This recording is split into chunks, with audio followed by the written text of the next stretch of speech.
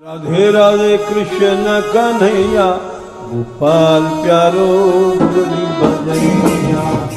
उन्नीयालक मंजरी करुरुहि आलक्ष्य सन्नाभर श्यामगेंगम तव राधिके सचिकिता लोकम कदा लोके। इस पद्य में श्री राधा रानी के गुप्त विहार के समय श्री जी के श्रीअंग की दर्शन की अभिलाषा ग्रंथकार ने की है। जैसा कि कल पूर्व पद्य में हम लोगों ने सुना कि श्री राधा रानी के अंतरंग विलास की सेवा की इच्छा सखी ने की है। और इस पद्य में श्री राधा रानी के उस गुप्त विहार के समय में श्री अंग की दर्शन की आकांक्षा ग्रंथकार कर रहे हैं सखी भाव से। कुंज में शैया पर विराजमान होकर प्रथम समागम के अवसर के समान कांता और श्री प्रिय का मेल यहाँ देखा जा रहा है लीला भाव के द्वारा। और प्रिया प्रियतम दोनों मंदार कुंज में विराजे हुए हैं। उस समय के कुंज में शैया और उसके उपकरण सखियों ने जो युगल सरकार का दोनों का श्रृंगार किया है, अभ्युदय संबंधी गीत मंगलाचार आदि वहाँ गाए जा रहे हैं। परम उत्सव का वहाँ स्वरूप प्रकट हो रहा है। सब सखियाँ आसपास अपनी अपनी सेवा में वहाँ व्यस्त हैं। कोई मंगल गीत गा रही हैं, कोई मंगलाचरण गा रही हैं, कोई शैया को संवार रही हैं, कोई प्रिया प्रियतम की सेवा में लगी हुई हैं। तो ऐसी परम रस देने वाली लीला वहाँ प्रारंभ हो चुकी है। और इस लीला को केवल जो सहृदयों द्वारा भावना से जानने योग्य है यह लीला, अर्थात हर किसी के समझने या विचार करने का यह विषय नहीं है, न किसी को समझ में आ सकती है। जो श्री जी की कृपा प्राप्त हैं वही उन्हीं को यह लीला दृष्टिगोचर हो सकती है या हृदय प्रदेश में प्रकट हो सकती है। तो ये उसी लीला काल का यहाँ ग्रंथकार वर्णन कर रहे हैं। आनम्रानन चंद्रमीतर, यहाँ पर श्री राधा रानी का जो स्वरूप है उसका बड़ा सुंदर वर्णन किया है कि इस विहार काल में जहाँ पर श्री जी मंदार कुंज में विराजी हुई हैं, कैसा स्वरूप प्रकट हो रहा है। ग्रंथकार का भाव है, हे श्री राधिके, जब चतुर्श्रोमणी श्री कृष्ण के श्री अंगों से आपके श्री अंग आलिंगित होते हैं, मैं अपने नखों से आपके केश लटों को उठाकर देखूंगी और आपका कुछ झुका हुआ सा श्रीमुख चंद्र है जिसमें कटाक्षों की छटा, कटाक्ष तो प्रकट हो रहे हैं लेकिन वह छटा कुछ लज्जावश, कुछ शिथिल सी बनी हुई है। और आपके श्रीमुख पर आपके मस्तक से होते हुए एक छोटा सा घूंघट है जो लीला विलास की सीमा है। तो आपका ऐसा सुंदर श्रीमुख जिसके सुंदर दर्शन की इच्छा यहाँ ग्रंथकार सखी भाव से रख रहे हैं। तो कैसा स्वरूप है, कैसा श्री राधा रानी के कटाक्षों में शिथिलता है, कैसा घूंघट है। तो उस समय के सुंदर उस मुख दर्शन की यहाँ सखी इच्छा कर रही है। ग्रंथकार सखी भाव से प्रार्थना कर रहे हैं, हे श्री राधिके, आपका स्वरूप ही ऐसा है जो सक्ष भाव की संसिद्धि का दान देने वाला है और नवीन विलासों के लिए उत्सुक ऐसी तुम्हारे विस्मय युक्त जो आपका श्रीमुख है, उसको ऐसा देखकर ऐसा प्रतीत होता है कि आपके श्रीमुख को देखने मात्र से ही नवीन नवीन विलास प्रकट हो रहे हैं। ऐसे विस्मय युक्त यानी जिस श्रीमुख को देखकर कौन सी लीला प्रकट होने वाली है, बड़ा समझना कठिन है। ऐसे विस्मय युक्त अवलोकन को मैं कब देखूंगी। और जब तुम्हारे द्वारा नागरवर के श्री अंग का दर्शन किया जाएगा, आप अपने कटाक्षों से जब नागरवर श्री कृष्ण को देखेंगी, तो यहाँ पर यदा और तदा अर्थात जब और तब का यहाँ अध्याय कर लेना चाहिए लीला के भाव के अनुसार। तो यहाँ लीला बताते हुए कह रहे हैं कि ये लीला क्या है, ये किस समय की लीला है कि श्याम सुंदर ने श्री राधा रानी विराजी हुई हैं, मंदार कुंज में शैया पर विराजी हुई हैं। और शैया पर जब विराजी हुई हैं तो श्री राधा रानी के मुख पर काली काली अलकावलियाँ आ गई हैं और ऊपर से थोड़ा सा घूंघट किया हुआ है और श्री जी ने मुख नीचा किए हुए हैं। तो श्याम सुंदर श्री राधा रानी को देखने का प्रयास कर रहे हैं।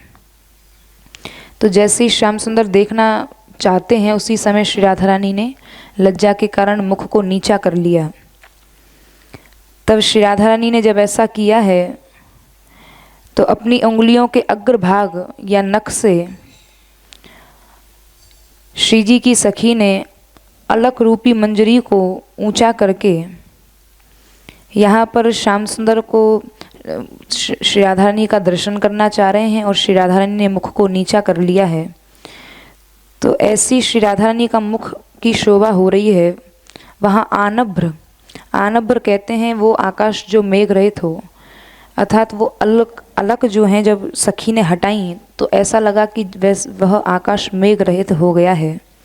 वे काली काली अलकावलियाँ ही श्री राधा रानी के मुख पर मेघ की तरह हैं, क्योंकि जब मेघ आकाश में आ जाते हैं तो वो आकाश को देखने नहीं देते हैं।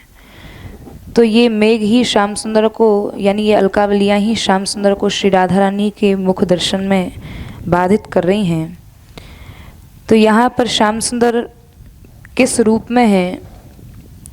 यहाँ पर श्याम सुंदर के लिए कामिनी वेशधारी प्रियतम कहा है कि आज श्याम सुंदर जिस रूप में है वो कृष्ण रूप में नहीं है। यहाँ कामिनी वेशधारी अर्थात आज सखी रूप धारण किए हुए हैं। और जहाँ पर श्री श्याम सुंदर का ऐसा सुंदर स्वरूप है और यहाँ पर श्याम सुंदर के उस मुख को देखकर अब सोच रहे हैं कृष्ण की मैं कैसे इस मुख का दर्शन करूं। तो नेत्र आदि के इंगित के चारों ओर बड़ी उत्सुकता से कृष्ण दर्शन करना चाह रहे हैं। कभी दाएं ओर मुड़कर देखते हैं, कभी बाएं ओर मुड़कर देखते हैं। तो श्याम सुंदर का भी यहाँ दर्शन करने योग्य श्रीमुख है। तो श्री राधा रानी ने जब देखा है कि आज तो श्याम सुंदर किस रूप में आए हैं, तो श्री जी मानो अपने नेत्रों से ही पूछ रही हैं सखी से, अरे अहो ये कैसा वेश रचा है, क्यों नवीन कामनी की सी चेष्टा कर रहे हैं आज कृष्ण। आज तो ऐसा लग रहा है जैसे कोई नई कोई कामिनी आ गई हो। यहाँ पुरुष स्वभाव प्रकट ही नहीं हो रहा है श्याम सुंदर का। बोले नवीन कामिनी की सी चेष्टा कर रहे हैं और अपनी भी उनके वेश का अनुकरण करने की उत्सुकता है। श्याम सुंदर का जो अपना स्वभाव है वह भी प्रकट हो रहा है और ऊपर से जो कामिनी वेश धारण कर रखा है, सोच रहे हैं अब मैं किस स्वभाव को प्रकट करूं, अपने सखी स्वभाव को प्रकट करूं अर्थात श्याम सुंदर के स्वभाव को प्रकट करूं। तो बार बार श्याम सुंदर दोनों स्वभाव उनके प्रकट हो रहे हैं और श्री राधा रानी का दर्शन करना चाह रहे हैं। लेकिन यहाँ पर श्री राधा रानी का जो सुंदर स्वरूप है उसका जब दर्शन करना चाह रहे हैं तो आज कैसा उसका दर्शन हो रहा है। श्याम सुंदर कह रहे हैं थोड़ा सा नम्र और थोड़ी सी झुकी हुई श्री राधा रानी की दृष्टि है और सुख रूपी चंद्रमा जहाँ पर हो, लेकिन आज तो श्री राधा रानी का जो मुख चंद्र है उस चंद्र के साथ साथ श्याम सुंदर का स्वरूप भी ऐसा लग रहा है जैसे आज चकोर नहीं बल्कि एक और चंद्र प्रकट हो गया है, क्योंकि श्याम सुंदर जो है वो चकोर हैं, श्री राधा रानी का मुख चंद्रमा की भांति है। लेकिन आज तो अहो चकोर भी चंद्रमा हो गया है, क्योंकि आज कृष्ण ने प्रिया जी का स्वरूप धारण कर रखा है। तो यह सोचकर लज्जा का आविर्भाव हुआ कि मैं कैसे सामने देखूं, श्री जी के नेत्रों से नेत्र कैसे मिलाऊं। तो यहाँ पर मुख को चंद्रमा कहने का यही तात्पर्य है कि चंद्रमा में आह्लादकता होती है, वह आह्लादकता ही मन को आकर्षित करती है, तभी मुख दर्शनीय होता है। तो आज श्री जी का जो स्वरूप है और श्याम सुंदर का जो स्वरूप है, ऐसा लग रहा है दो दो चंद्रमा प्रकट हो गए हैं। तो इस बात में श्री प्रिया जी के सहित सभी जो समस्त सखी जन हैं, उन सब का हृदय साक्षी है कि आज श्याम सुंदर का कैसा स्वरूप प्रकट हो रहा है। तो इस समय में यहाँ पर प्रिया जी के मुख चंद्र को भी दर्शनाभिलाषी श्री राधा रानी जानती हैं कि आज मेरे स्वरूप का दर्शन करने के लिए सखी जन और श्याम सुंदर प्रतीक्षित हैं कि कब मैं दर्शन दूं। तो प्रिया जी के मुख चंद्र को भी दर्शनाभिलाषी जो प्रियतम हैं और सखी जन हैं, उनको दर्शन देने की उत्सुकता है। श्री जी स्वयं चाह रही हैं कि मैं अपने स्वरूप का दर्शन कराऊं, लेकिन यहाँ पर अब ऐसे तो प्रकट नहीं कर सकती हैं उस इच्छा को, क्योंकि श्री जी बड़ी करुणामयी हैं। अपने सुख के आगे श्री राधा रानी यह नहीं देख सकती हैं कि जो श्री जी की सखी हैं उनके सुख का कहीं हनन हो जाए। यानी जो श्री राधा रानी, श्री जी की सखियां जो चाहती हैं, उस इच्छा को पहले श्री राधा रानी पूर्ण करना चाहती हैं। तो आज स्वयं श्री राधा रानी के हृदय में दर्शन देने की उत्सुकता है। तो श्री जी कह रही हैं कि लेकिन आज तो यह चकोर भी चंद्र जैसा इनका दर्शन हो रहा है। जो कृष्ण हैं ये भी आज चंद्र की तरह हो गए हैं, यह भी चकोर नहीं रहे हैं। आज तो इनका विलक्षण स्वरूप प्रकट हो रहा है, क्योंकि प्रिया जी का सा स्वरूप धारण कर लिया है।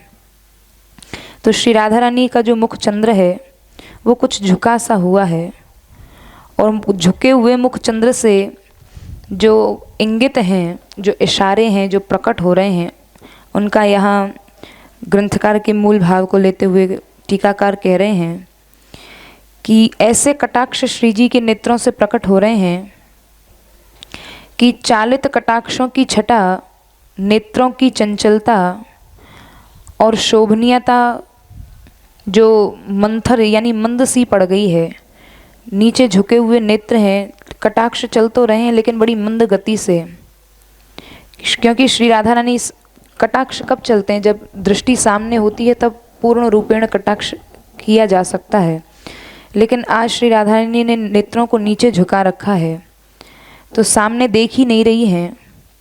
कटाक्ष से देखकर शीघ्र ही नेत्र फेर लेती हैं, देखती हैं एक बार कि श्याम सुंदर कहाँ हैं या सखियाँ कहाँ हैं, फिर से नीचे नेत्र कर लेती हैं।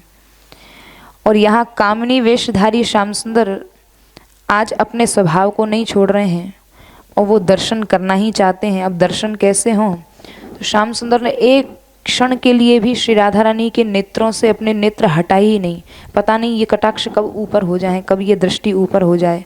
यदि हमारी इधर उधर दृष्टि गई तो हम इस लीला विलास से वंचित रह जाएंगे। तो यहाँ पर श्याम सुंदर ने भी लज्जा छोड़कर और अपने नेत्रों को बिल्कुल श्री राधा रानी के नेत्रों में ही मानो मिला दिया है, अपनी छटा को वहीं स्थगित कर लिया है। और जिन श्री राधा रानी के सिर पर घूंघट पट पड़ा हुआ है, तो घूंघट भी ऐसा किया हुआ है कि जिससे दर्शन में कोई बाधा ना पड़े। थोड़ा सा घूंघट किया हुआ है कि दर्शन हो भी और पूर्ण प्रकार न भी हो, तो इस प्रकार वह घूंघट पड़ा हुआ है। तो ऐसा घूंघट जब सखी ने देखा तो सखी ने उस घूंघट को ठीक किया। तो यहाँ पर किंचित यह शब्द जो है यह उनके शील स्वभाव का सूचक है।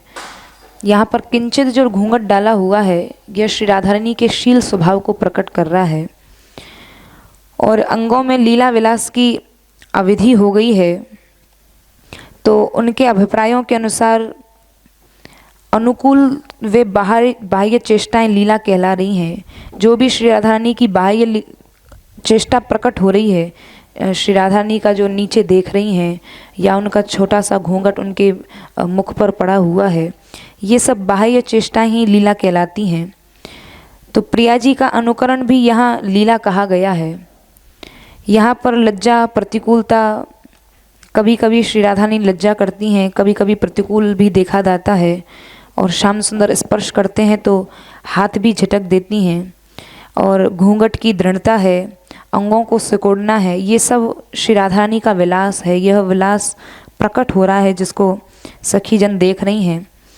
और फिर अनुकरण में पर्यावसान होने से अपने अपने शील स्वभाव का प्रकाशन किया गया है, क्योंकि आज यहाँ अनुकरण लीला चल रही है श्याम सुंदर ने श्री राधा रानी का, इसलिए यहाँ मध्य मध्य में श्याम सुंदर के लिए कामिनी वेशधारी कहा है कि श्री राधा रानी का सा स्वरूप धारण कर रखा है। तो अपने अपने शील स्वभाव का प्रकाशन किया गया है। वैसे तो निस्सीमता तो प्रिया जी में ही है। निस्सीमता का अर्थ होता है कि जिसकी कोई सीमा ना हो, सीमातीत, ऐसी कलाएं, ऐसे गुण तो श्री प्रिया जी में ही हैं। तो इस प्रकार भाव में इंगित ही यहाँ अंग उनको कहा गया है, जिनके प्रत्येक अंग से भाव में इंगित इशारे प्रकट हो रहे हैं, और उन्हीं इशारों को देखकर आलोक या दर्शन में यहाँ चकित होना कहा गया है कि वो इशारे जैसे जैसे प्रकट हो रहे हैं, सखी बड़ा आश्चर्य कर रही हैं कि देखो तो सही आज प्रिया जी के कैसे कैसे इशारे प्रकट हो रहे हैं, और कैसी विलक्षणता है कि मेरे मन को ये सब इशारे इंगित मोहित कर रहे हैं। तो इस प्रकार सर्वप्रथम सौंदर्य श्री राधा रानी का जो आज मंदार कुंज में विराजी हुई हैं, ये सर्वप्रथम सौंदर्य प्रकट हुआ है श्री राधा रानी का। वो सौंदर्य ही है कि अलकों को ऊंचा उठाना, जो श्री राधा रानी की अलकें हैं जिन्होंने श्री जी के मुख को ढक रखा है, श्री राधा रानी का उन्होंने मुख को नीचे किया हुआ है, घूंघट के पट को हटाना, नेत्र प्रांत पर जो अलक फैली हुई हैं श्री राधा रानी की उनको हटाना, और मध्य मध्य में हाथ के नखों के द्वारा उनको सुलझाना, उनका श्रृंगार करना, श्री राधा रानी की चुबुक को, ठोड़ी को उठाया जाना, ये सब यहाँ मुस्कान की भी भावना जाननी चाहिए। मध्य मध्य में श्री जी मुस्कराती हैं। तो ये श्री राधा रानी के द्वारा ये जितनी लीलाएं प्रकट हो रही हैं, ये ही विलास के रूप में प्रकट हो रही हैं। और यहाँ प्रियतम का कुछ अनुकरण करने के कारण दीनता और अभिलाषा प्रकट होती है, क्योंकि आज प्रियतम ने सखी रूप धारण किया हुआ है।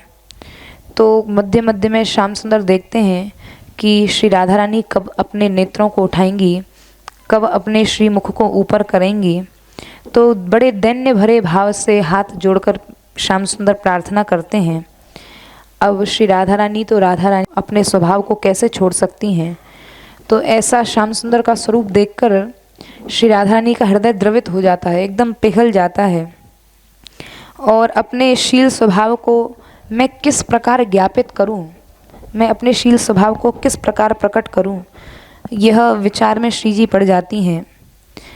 तो अब लेकिन श्री राधा रानी सोच रही हैं कि यदि मैं अपने शील स्वभाव को प्रकट करती हूँ तो ये मेरी विवशता को जान जाएंगी। ये सखियाँ इस कौतुक को देखेंगी तो सोचेंगी आज तो श्री राधा रानी बड़ी जल्दी मान गई।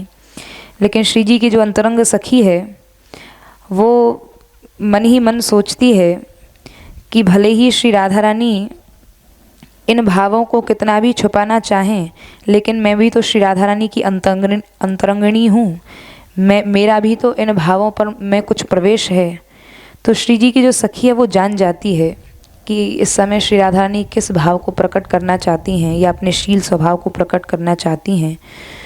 तो इस स्वभाव को जानकर सखी कह रही है, तुम्हारे उस प्रकार के चकित अवलोक या कटाक्ष को मैं कब देखती हूँ। उस कटाक्ष के इशारे को सखी समझ रही है। तो जब सखी देख रही है श्री जी की इस प्रकार की दृष्टि को, तो क्या लीला का दर्शन करती है कि अभी अभी जो श्री राधा रानी हैं, जो आसज्जा हैं, और यहाँ पर मध्य मध्य में कभी कभी श्री राधा रानी इशारे भी कर देती हैं, अपने इंगित भी कर देती हैं, और उन इंगितों में उनको नागर श्याम सुंदर के अंग में यथोचित देखकर क्या यह प्रिया जी हैं या प्रियतम है, यह समझ ही नहीं पाती। क्योंकि श्री राधा रानी का जब वो परछाई श्याम सुंदर के श्री अंग में पड़ती है तो वह सखी सोचने लगती है ये प्रिया जी हैं या प्रियतम हैं, क्योंकि ऊपर से तो ये प्रियतम है लेकिन प्रिया जी की परछाई पड़ने से ऐसा लग रहा है ये प्रिया जी हैं। तो वह सखी समझ नहीं पाती है कि यह प्रिया जी हैं या प्रियतम हैं। तो इस प्रकार के क्षण भर के लिए संभ्रम उत्पन्न हो गया और विस्मयपूर्ण अवलोकन को कब देखूंगी, यह वह सखी भावना कर रही है। तो यहाँ पर ये जो पद्य है, इस पद्य को अन्य पद्यों से असंबद्ध या मुक्तक मानना चाहिए, क्योंकि यह ग्रंथ ही ऐसा है जो मुक्त भाव से जिसका वर्णन किया गया है। लेकिन इसका यहाँ पर प्रिया जी के ही पक्ष में इसका अर्थ निकलता है कि सेवा विधि की जो कृति है, जो सेवा विधि का जो अधिकार है जो सखी को प्राप्त हुआ है, उस अधिकार में रहते हुए वह सखी कह रही है, श्री राधा रानी के मधुर और उज्जवल स्वरूप का वर्णन कर रही है, जिसका वह अनुभव कर रही है। तो इस पद्य में जो प्रारंभ में आनम्रानन चंद्र मीरित द्रगा पांगत छटा मंथरम, जो आनम्रानन चंद्र जो शब्द कहा है, यहाँ पर श्री राधा रानी की ये सब क्रियाएं देखकर इस क्रिया के विशेषण दिए गए हैं कि सबसे पहले तो जो श्री राधा रानी हैं उनकी अलकों को ऊंचा उठाकर नागरवर के अंक में प्रतिबिंबित हुए अपने अंग तुम्हारे द्वारा देखे जाते हैं। जो पूर्व पद्य में हम लोगों ने सुना कि आज श्याम सुंदर के श्री अंग में जब श्री राधा रानी के अंग की परछाई पड़ी तो श्री राधा रानी सोचने लगी कि अभी अभी तो यहाँ प्रियतम थे लेकिन यहाँ तो मैं ही हूँ। जब श्री राधा रानी की अंग की परछाई प्रतिबिंबित हुई तो ऐसा श्री राधा रानी वहाँ देखती हैं। तो ऐसा देखकर श्री जी सोचने लगती हैं, चकित हो जाती हैं कि क्या मैं ही अपने साथ कैसे रमण कर सकती हूँ। तो ऐसी परछाई देखकर श्री जी चकित हो जाती हैं। तो सखी कह रही है कि क्या मैं ये स्वरूप को अकेली ही देख रही हूँ कि और भी सखी इस स्वरूप को देख रही हैं। कहीं ये जो परछाई पड़ रही है और श्री जी आश्चर्यचकित हो रही हैं, कहीं ये मेरी नेत्रों की का भ्रम तो नहीं है। तो इसकी मधुरता जो पूर्व पद्य में हम लोगों ने सुनी है कि श्याम सुंदर श्री राधा रानी में अपने ही स्वरूप को देखते हैं। तो समस्त कलाओं में विदग्ध श्री राधा रानी निपुण हैं, लेकिन आज ऐसी लीला हो रही है कि समस्त कलाओं में निपुण होते हुए भी और विदग्ध होते हुए भी आज मुग्धा बन गई हैं, मुग्ध हो गई हैं, समझ ही नहीं पा रही हैं कि यह मैं ही हूँ या यह प्रियतम है। तो उज्ज्वलता जो है, अब यहाँ उज्ज्वलता का अर्थ कर रहे हैं कि उस समय में काम भाव से उद्बोधित होना, जैसे यहाँ आज श्री जी कुछ बोल नहीं रही हैं और नेत्र झुकाए हुए हैं, उनके छोटा सा थोड़ा सा घूंघट श्री राधा रानी के मुख पर पड़ा हुआ है। तो आज ये जो उज्ज्वल स्वरूप प्रकट हो रहा है यह कैसा है? बोले यहाँ न बोलना ही जहाँ बोलना है, जहाँ तिरस्कार ही अति आदर है, न कहना ही जहाँ स्वीकृति है, और न होना ही जहाँ हास्य है, और वस्त्रों से अंगों को ढक लेना ही जहाँ वस्त्रहीन होना माना गया है। तो ये सब जितनी भी स्थितियाँ हैं, ये काम भाव का उद्बोध न होने पर भी स्वाभाविक अवलोकन में सरलता रहती है, लेकिन जब काम भाव का उद्बोध होता है तब अपने आप ही अपनी अभिलाषा पर प्रिया जी लज्जित हो जाती हैं। जब काम भाव प्रकट होता है तो स्वयं श्री राधा रानी लज्जित हो जाती हैं और लज्जित होकर अपनी कभी नेत्रों को झुका लेती हैं, थोड़ा सा घूंघट कर लेती हैं। तो यह इससे प्रकट होता है कि यहाँ पर श्री राधा रानी लज्जित हुई हैं और श्री राधा रानी ने अपने मुख को नीचे झुका लिया है। तो इससे यह प्रकट होता है कि दोनों प्रिया प्रियतम सम्मुख ही हैं, दोनों पास ही विराजे हुए हैं। और इस प्रकार जो श्री राधा रानी की अंगत छटा है उसमें मैं मंथरता को देखती हूँ। मंथरता उसे कहते हैं जो मंदता, यानी श्री राधा रानी के कटाक्ष चल तो रहे हैं लेकिन बहुत मंद गति से।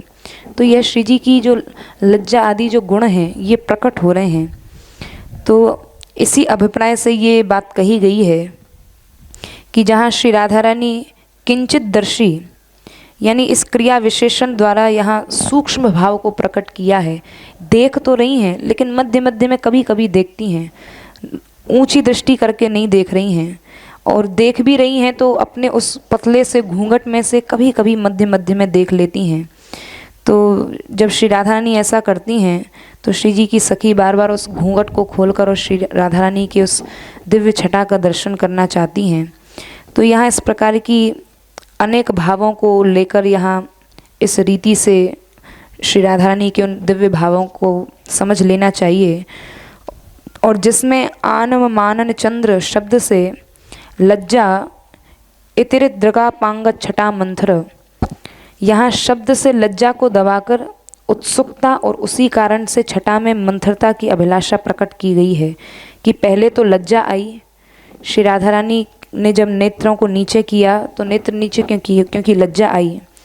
और लज्जा को दबाकर जब उत्सुकता आई है तो उत्सुकता के कारण छटा में मंथरता यानी उस छटा में मंद गति आ गई है। यानी श्री राधा रानी अपने कटाक्षों से धीरे धीरे देख रही हैं और उस मंथरता से ही वहाँ अभिलाषा प्रकट होती है। अर्थात सखी जान रही हैं कि श्री जी की क्या अभिलाषा है, क्योंकि यदि यह लज्जा आदि गुण प्रकट नहीं होंगे तो अर्थ बिल्कुल पलट जाएगा। तो उसी उत्सुकता को दबाकर लज्जा आई और लज्जा आई तो लज्जा आने से घूंघट किया और फिर लज्जा को दबाकर किंचित दर्शी उस घूंघट में से थोड़ा सा श्री जी ने देखा है। तो जिससे लज्जा और उत्सुकता में विवाद हुआ। लज्जा कहे कि मैं पहले आऊँगी और उत्सुकता कहे मैं पहले आऊँगी, दोनों में विवाद हुआ। तो दोनों में जब विवाद हुआ तो उसी समय में लीला युक्त विलास प्रकट हुआ है। और वो जो लीला युक्त विलास श्री जी का जब प्रकट हुआ है उसको यहाँ ग्रंथकार कह रहे हैं कि ये श्री राधा रानी ने उस समय में जो दृष्टिपात किया है या धीमे नेत्रों से जो देखा है, घूंघट की ओट में से जो देखा है, यह लीला विलास ही उपमा रहित है, जिसकी उपमा नहीं दी जा सकती है। कि श्री जी वहाँ मंदार कुंज में विराजी हुई हैं, श्याम सुंदर देखना चाह रहे हैं और श्री जी के मुख पर काली काली अलकावलियाँ हैं, नेत्र नीचे कर रखे हैं, घूंघट भी पड़ा हुआ है। तो इस प्रकार की यहाँ पर सेवा करते हुए कृति या विधान में जो रचना है उसमें श्री राधा रानी की मधुरता, कि श्री राधा रानी कैसे देखती हैं या अपने भावों को कैसे प्रकट करती हैं या उनकी कैसी मधुरता है, उस मधुरता को प्रकट किया है। और श्री राधा रानी की उज्ज्वलता का यहाँ ग्रंथकार ने वर्णन किया है। जय श्री राधे। श्री राधा मान बिहारीलाल श्री श्री बाबा महाराज के श्री चरणों में प्रणाम। श्लोक संख्या 124।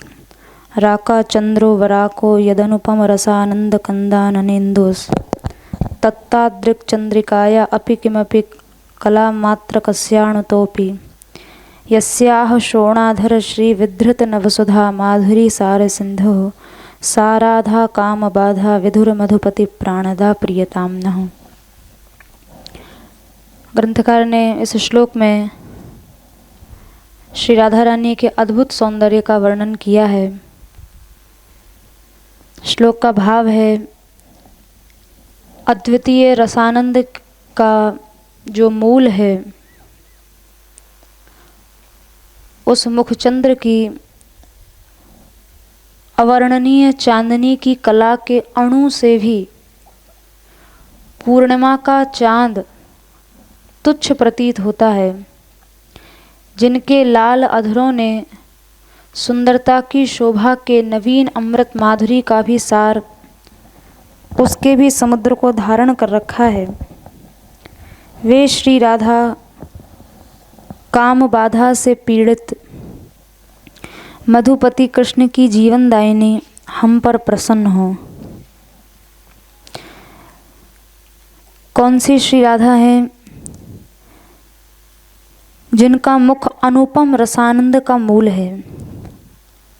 यहाँ अनुपम का अर्थ है जिसके जैसा दूसरा नहीं हो सकता है, अर्थात न तो उसके समान कोई हो सकता है और जब समान ही नहीं हो सकता है तो अधिक होने का तो प्रश्न ही नहीं है। तो ऐसे उस अनुपम रस और आनंद का जो कंद अर्थात मूल है, परात्पर रस तो श्री कृष्ण ही हैं और उनके भी आनंद का ये मूल है ये मुख, क्योंकि श्री राधा रानी के मुख दर्शन से ही उन परात्पर रसमय श्री कृष्ण को भी आनंद का अनुभव होता है। तो परात्पर रस श्री कृष्ण के भी आनंद का जो कंद है अर्थात मूल है, मूलभूत श्री राधा रानी का वह मुख ही जिन प्रियतम के लिए चंद्रमा है। उस समय श्रृंगार रस और विहार आनंद चल रहा है, जिस समय के ये मुख छवि का वर्णन किया जा रहा है उस समय विहार का आनंद चल रहा है। इसलिए इस मुख चंद्र को रसानंद का कंद होना कहा गया है। ये रसानंद का मूल इसको कहा है। रसानंद कंद कहने से विहारानंद के वर्तमान होने की प्रतीति हो रही है। और उस मुख चंद्र की भी जो चंद्रिका है, उस चंद्रिका का भी अनिर्वचनीय प्रभाव है।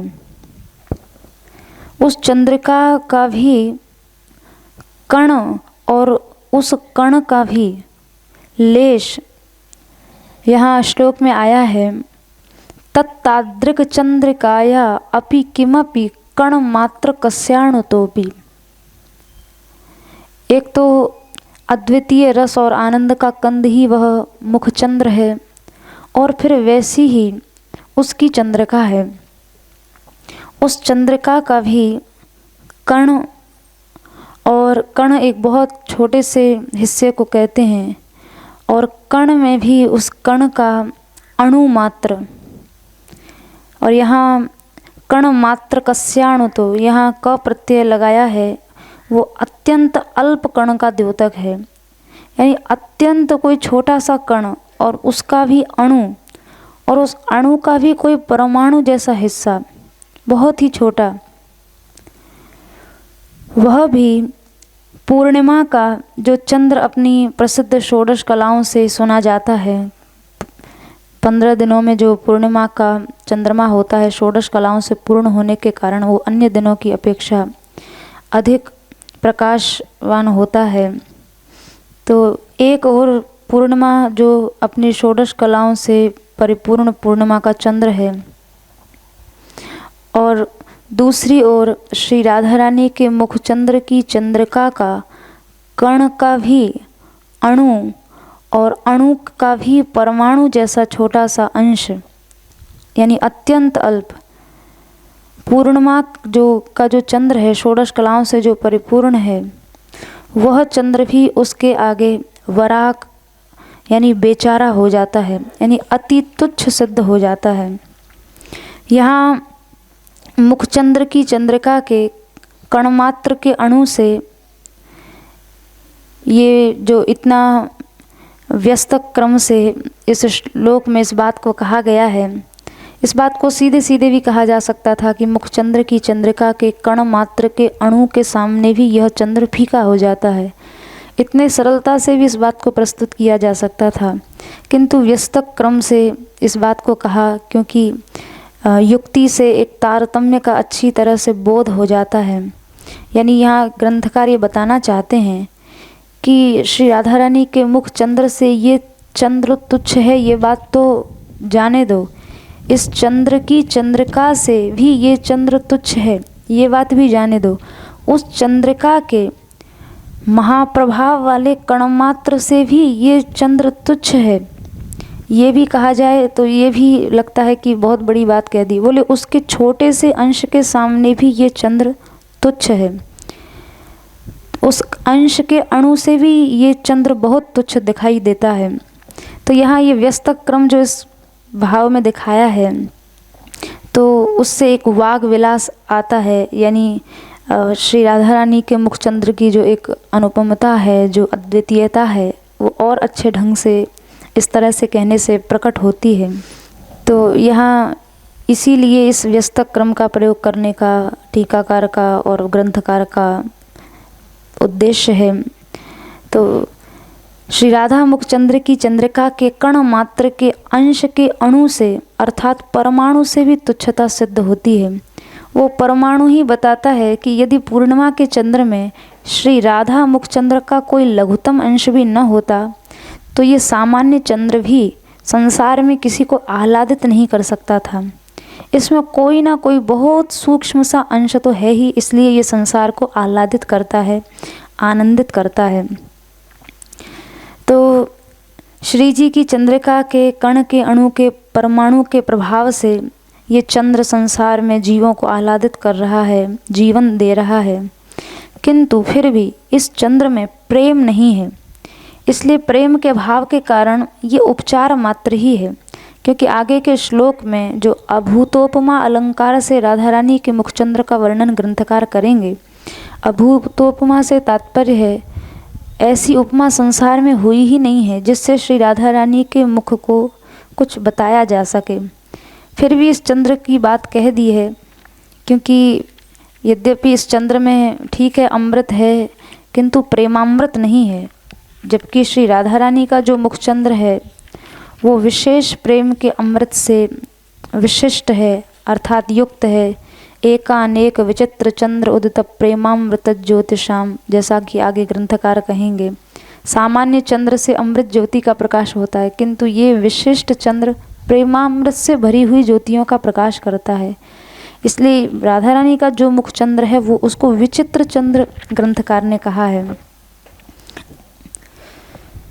तो रसानंद घन भाव इसमें भरा हुआ है, इसलिए ये जो चंद्र है ये सविशेष चंद्र है। और इस चंद्र की ही जो चंद्रिका है वो निर्विशेष है, वो निर्विशेष प्रकाश है। तो राधा रानी और श्री राधा रानी की चंद्रिका का प्रकाश अथवा चंद्रिका और चंद्रिका का प्रकाश, ये दोनों ही रसानंद कंद हैं, रसानंद के मूल हैं। जैसा कि श्रीमद् भागवत जी के पंचम स्कंद में चंद्रमा का वर्णन आया है, ये अन्नमय है, रसमय है, अमृतमय है, अर्थात ये सर्वमय है ये चंद्र, ऐसा भागवत जी में वर्णन आया है। तो यहाँ भी ये सखी जो है जिसने इस चंद्र श्री राधा रानी के मुख चंद्र का दर्शन किया है, तो जाल रंध्र से, लता जाल के रंध्र से ये अपने नेत्र लगाकर खड़ी हुई थी। और जब श्री राधा रानी का जो अनुपम अथवा अवर्णनीय मुखचंद्र है, उस मुखचंद्र की किरणों के कणों का जब दर्शन किया है, तो उससे एक ऐसा अतिशय आनंद का अनुभव इस सखी को हुआ कि जब तक दर्शन करती रही तब तक तो कुछ कहने की अवस्था में नहीं थी, पर जब चैतन्य अवस्था में आई, यानी जब ध्यान भंग हुआ, तो फिर सोचने लगी इस आनंद को मैं अपनी वाणी से कैसे व्यक्त करूं।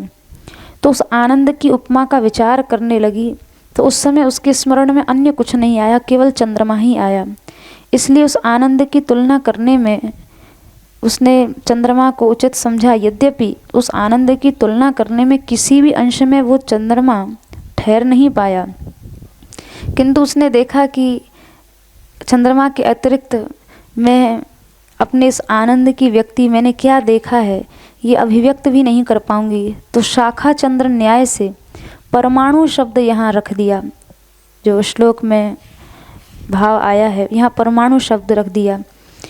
तो आनंद कंदता प्रिया जी के मुखचंद्र में ही है।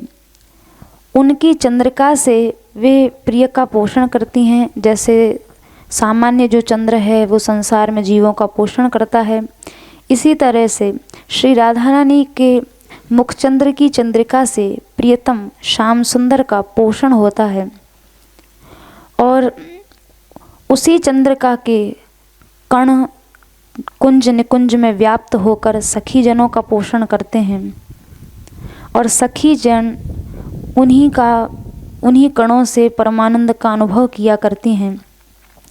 जैसा कि श्रीमद् भागवत के तृतीय स्कंध में भी वर्णन आया है, एक समय का परिमाण वहाँ तृतीय स्कंध में बताया है कि जो सबसे छोटा काल है उसको परमाणु कहा जाता है, और जो सबसे बड़ा काल है उसको परम महान कहा जाता है।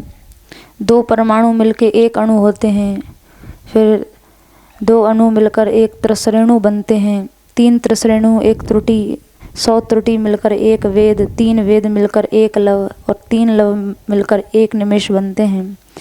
तो ये सब जो एक क्रम से यहाँ समय बताया है उसका तात्पर्य यही है।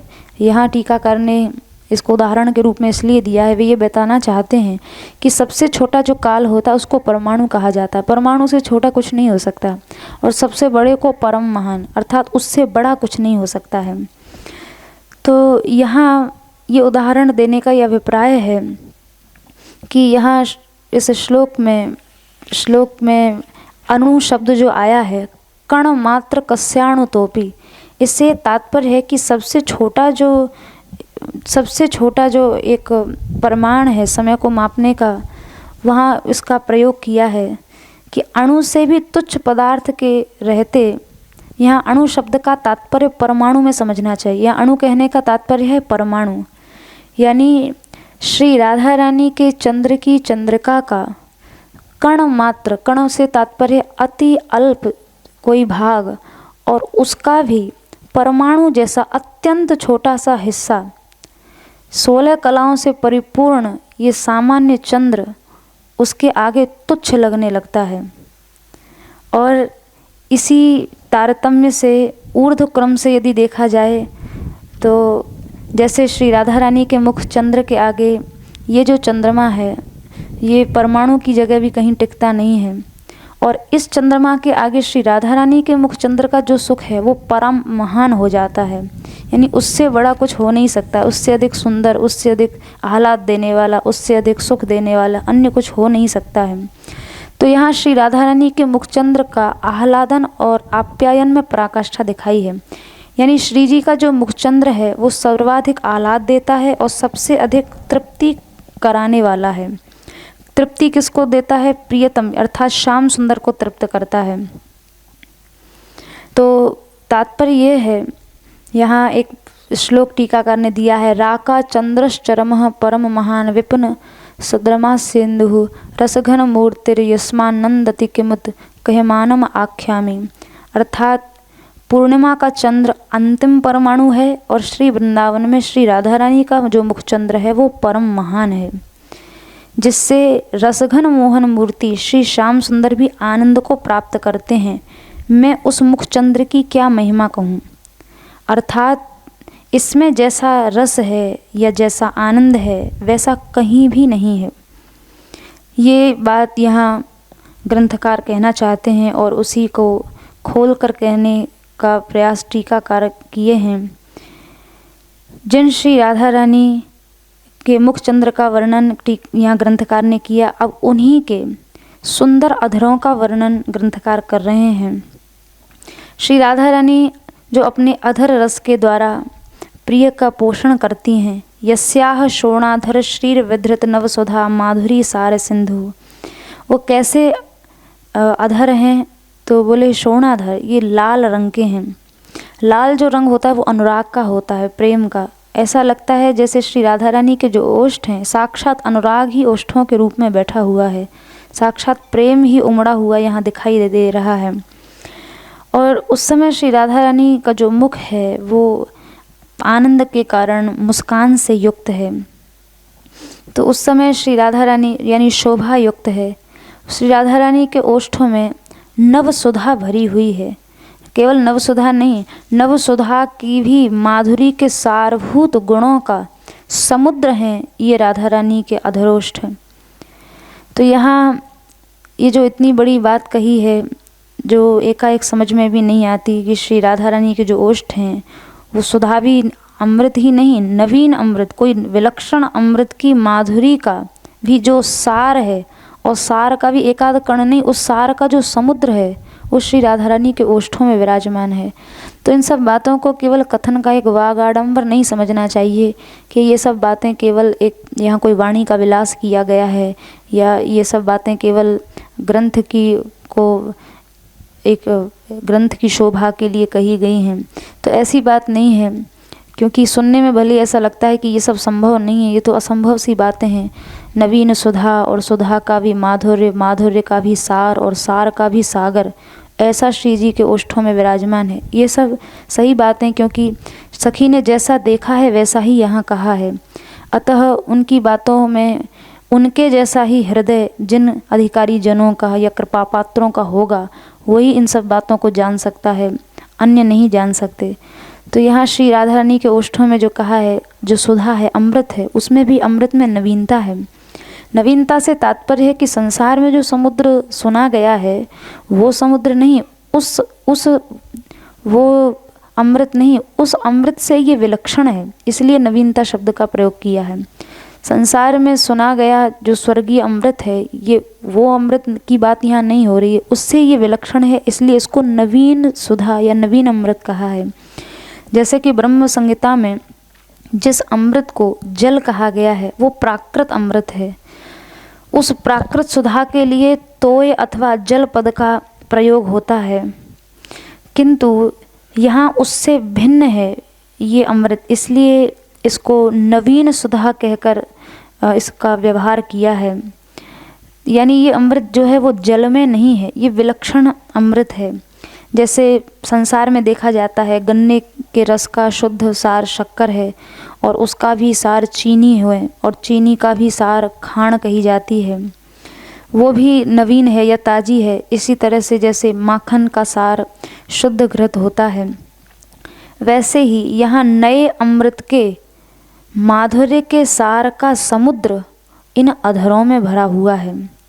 और ये जो अधर हैं ये तृष्णातुर यानी जो कृष्ण प्यासे हैं। कैसे प्यासे हैं? जो श्याम सुंदर आनंद घन हैं, सारे संसार को तो आनंद से भर देने वाले हैं, पर स्वयं प्यासे ही बने रहते हैं। ऐसे उन आनंद घन को भी जहाँ जिन अधरों की सुधा को देखकर प्यास हो उठती है, और उनकी तृष्णा को भी शांत करने में श्री राधा रानी के जो अधरोष्ठ हैं वो अमृत के सिंधु हैं, अमृत का सागर लिए हुए हैं। क्योंकि सागर के बिना मेघ की पूर्ति भी तो नहीं हो सकती, अगर सागर न हो तो बादलों की पूर्ति भी तो नहीं हो सकती है। वैसे ही यहाँ श्री जी के जो अधरोष्ठों में नवीन अमृत के माधुर्य के सार का जो सागर कहा गया है, उसके बिना आनंद घन श्याम सुंदर की पूर्ति भी तो नहीं हो सकती। उनको पूर्ण करने में कोई विलक्षण समुद्र ही चाहिए, जो श्री राधा रानी के ओष्ठों में है।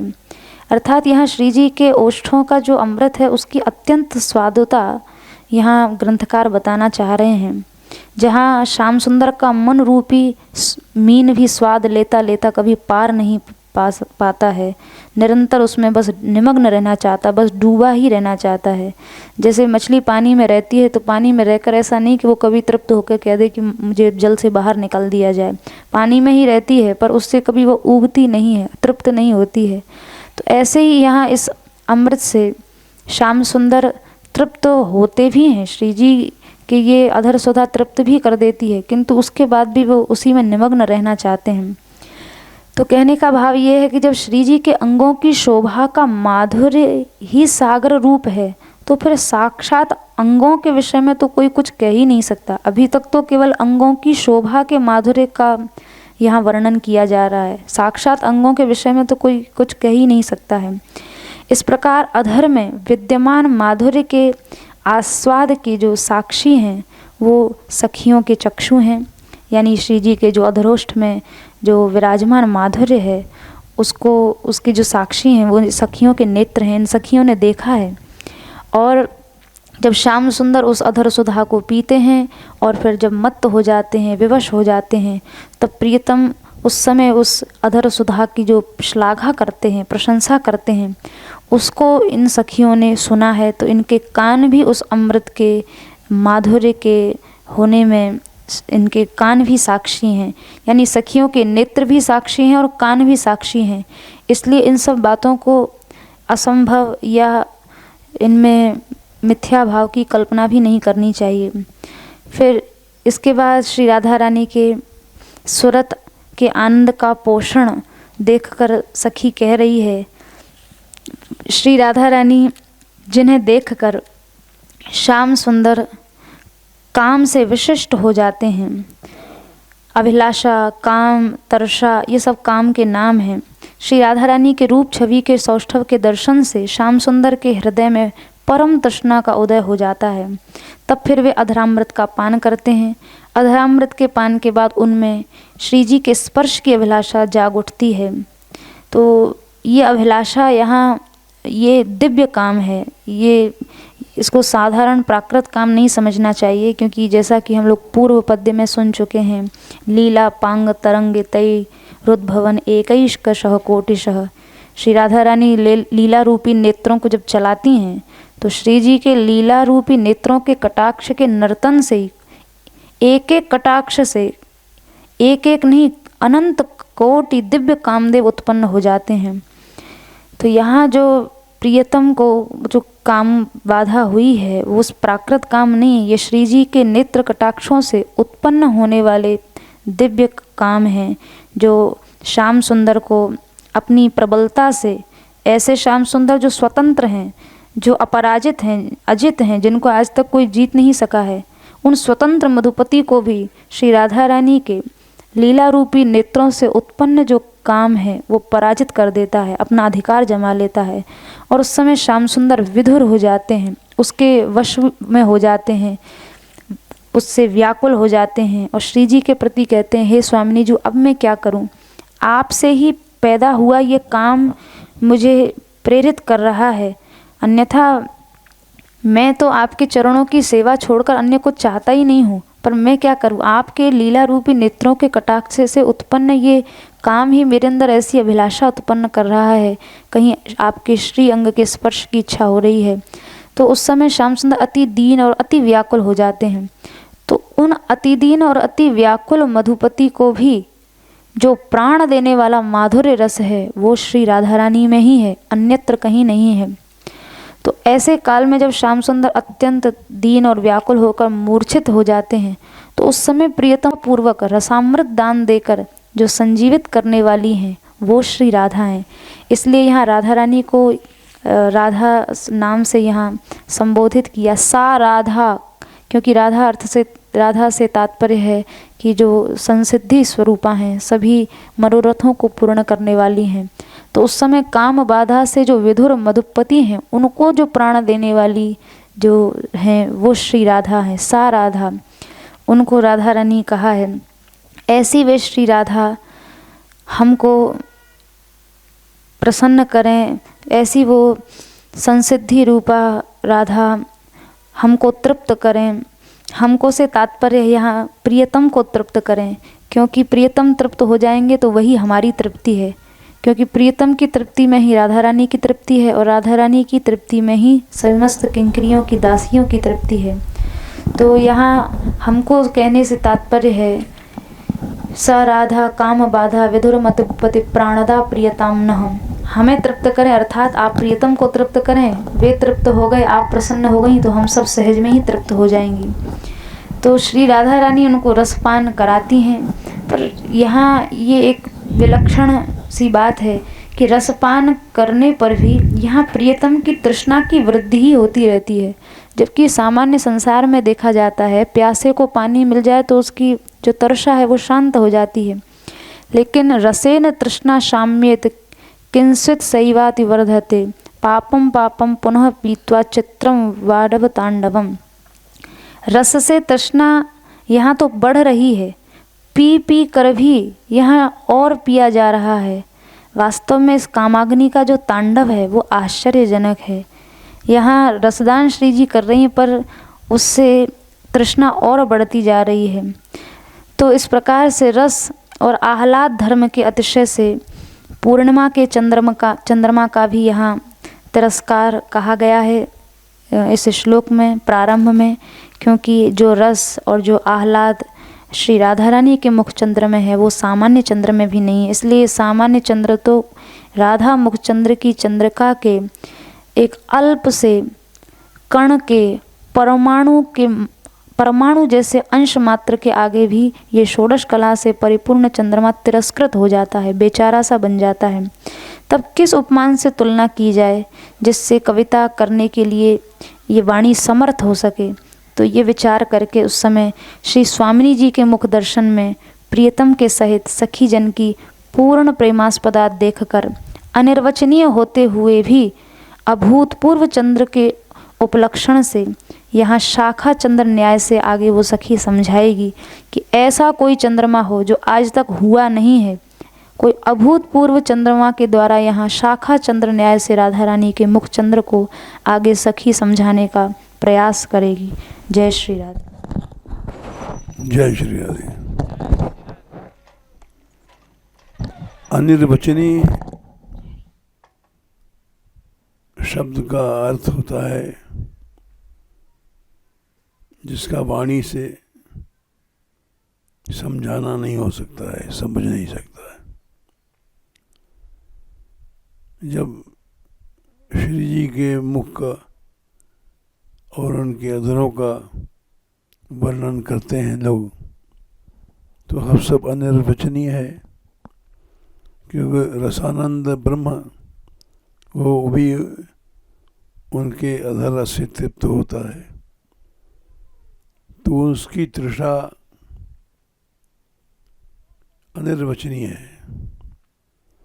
जो अनंत ब्रह्मांडों को उत्पन्न करने वाला है वो भी प्यासा है, तो उसकी प्यास अनिर्वचनीय है, उसकी तृप्ति भी अनिर्वचनीय है, और उसकी तृप्ति राधा रानी के मुख से होती है, ये इसका तो वर्णन ही नहीं हो सकता है। किंतु अनिर्वचनीय होते हुए भी जीव कल्याण के लिए वर्णन किया जाता है। इसीलिए कहा गया, जहाँ न पहुँचे रवि वहाँ पहुँचे कवि। संसार के भी ग्रंथों में कवियों का ऐसा उल्लेख आता है कि वहाँ सूर्य नहीं पहुँच सकता, वहाँ कवि पहुँचते हैं। फिर संसार के कवियों को छोड़ो, जो दिव्य लीला है उसमें तो उसका वर्णन हो ही नहीं सकता है, किंतु फिर भी उनका तप तदप कहे बिन रहा न कोई, उसको कहे बिना क्या वर्णन करेगा। अनिर्वचनीय को वचनीयता देना यह संभव है, किंतु असंभव को भी संभव बनाया जाता है कल्याण के लिए, हम लोगों के लिए। जय श्री राधे।